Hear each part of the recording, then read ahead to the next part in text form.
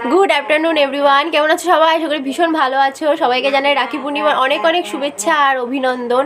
আসলে কোনো কিছু সেলিব্রেট করতে এখন আর ইচ্ছে করে না, সব কিছুর জন্য একটা আতঙ্ক কাজ করছে, একটা ভয় কাজ করছে।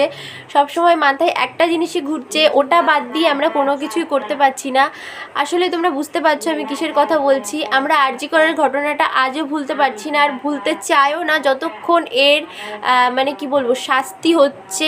আমরা সমস্ত ঘটনার দোষীকে যতক্ষণ খুঁজে না পাচ্ছি ততক্ষণ আমরা কেউ মানে চুপ করে যাব না। সবাই যেন এই আগুনটা যেন সবার মধ্যে জ্বলে, এটুকুই সবার কাছে রিকোয়েস্ট। তো আজকের দিনে সবাই অনেক বেশি আনন্দ করো, অন্তত আজকের দিনটা করো, কারণ আজকে যেহেতু রাখি পূর্ণিমা, আজকে আমাদের এই দিনটা হয়তো সামনের বছর আসবে, কিন্তু হতে পারে না, আজ আমি আছি কাল নাও থাকতে পারি। তো আজকের দিনটা যতটা সম্ভব সেইটুকু সেলিব্রেট